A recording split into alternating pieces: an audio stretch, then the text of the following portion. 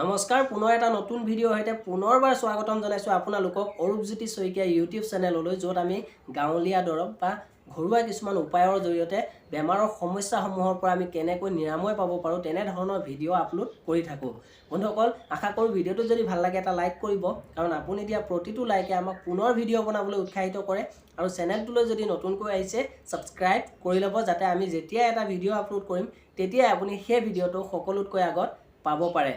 বন্ধুসকল মুখৰ ভিতৰত এনেকুৱা এটা ঘাঁ হয় যিটো আপোনালোকক স্ক্ৰীনত দেখাই দিছোঁ। সেই ঘাঁটো যদি হৈ যায় তেতিয়াহ'লে আমি খাব নোৱাৰোঁ, কথাও পাতিব নোৱাৰোঁ, কাৰণ আমি যদি পানী এগিলাচো খাওঁ তেতিয়া আমাৰ পুৰিব, বিষাব, জ্বলা পোৰা কৰে, এনেধৰণৰ বহুতো সমস্যাত আমি ভুগিব লাগে। কিন্তু আপোনালোকক মই এই বেমাৰটোৰ ঔষধ মাত্ৰ 1 মিনিটৰ ভিতৰত সুস্থ হ'ব পৰা, মাত্ৰ 1 মিনিটৰ ভিতৰত আপুনি আৰাম পাব পৰা এনেকুৱা এটা ঘৰুৱা উপায় শিকাবলৈ গৈ আছোঁ, যিটো উপায়ৰ জৰিয়তে, যিটো টিপছৰ জৰিয়তে আপুনি যদি কামটো কৰে বা এই মেডিচিনটো যদি প্ৰস্তুত কৰি আপুনি লগায়, গেৰাণ্টি কৈছোঁ আপুনি 1 মিনিটতে বা আপুনি খুব বেছি 5 মিনিটৰ ভিতৰত আপুনি আৰোগ্য হৈ যাব।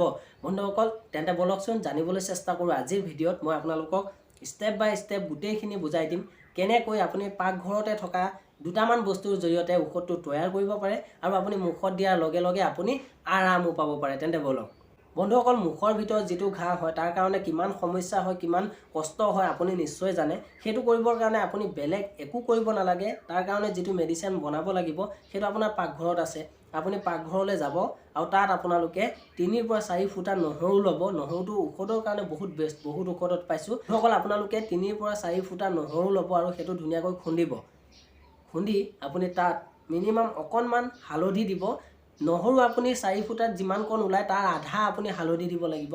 হালধিটো যদি আপোনাৰ ঘৰৰ হয় তেতিয়া বহুত ভাল, আৰু যদি আপুনি দোকানৰ পৰা কিনাও হয় তথাপিও আপোনাৰ বেমাৰৰ পৰা আপুনি ভাল পাব পাৰিব। আৰু তাত আপুনি মিনিমাম 2 টোপালমান নাৰিকলৰ তেল দিব লাগিব। আৰু তাৰপিছত আপুনি সেই পেষ্টটো, মানে যিটো আপুনি মিশ্ৰণ তৈয়াৰ কৰিলে, সেইটো এটা বড়িৰ ৰূপত, মানে বড়ি লিখিয়াকৈ বনাই পেলাব আৰু আপোনাৰ মুখত য'ত এই ঘাঁটো হৈছে তাত আপুনি লগাই দিব।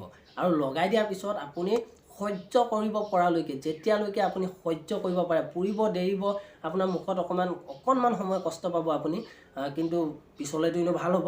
আপুনি সহ্য কৰিব পৰালৈকে সেইটো মুখত ৰাখি থ'ব। তাৰপিছত আপোনালোকে উলিয়াই পেলাই দিব আৰু মুখখন ধুব। ঠিক তেনেকৈ আপুনি এবাৰ, দুবাৰ বা 3 বাৰ কৰি দিয়ক। মই আশা কৰোঁ আপুনি এবাৰ কৰোঁতে ভাল হ'ব। আপুনি 1, 2, 3 বাৰ যদি কৰি দিয়ে 5 মিনিটৰ ভিতৰত আপুনি ভাত খাব পাৰিব, কথা পাতিব পাৰিব। আপোনাৰ মুখৰ যিটো ঘাঁ আছে লাহে লাহে নোহোৱা হৈ যাব। আৰু তাত সেই বেমাৰটো হ'লে জিভাখন লগাবও নোৱাৰি, ইমান পুৰে, ইমান জ্বলা পোৰা কৰে। কিন্তু তাৰপিছত আপুনি জিভা লগাব পাৰিব।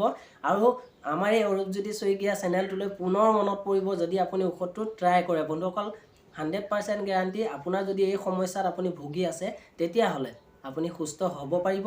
আৰু যদি আমাৰ এনেধৰণৰ প্ৰমাণিত, ইউনিক আৰু এনেধৰণৰ কিছুমান বিশ্বাসী যদি ঔষধৰ বিষয়ে আপুনি জানিব বিচাৰে তেতিয়াহ'লে আমাৰ চেনেলটো ছাবস্ক্ৰাইব কৰিব পাৰে, কাৰণ আমাৰ চেনেলত প্ৰতিদিনেই মানে যিমান পাৰোঁ আৰু সিমানখিনি আমি গাঁৱলীয়া দৰৱৰ বিশেষ ভিডিঅ' আপোনালোকলৈ প্ৰেৰণ কৰাৰ প্ৰতিশ্ৰুতিৰে আজিলৈ পুনৰ এটি নতুন ভিডিঅ'ৰ সৈতে পুনৰ লগ হ'ম। তেন্তে ধন্যবাদ।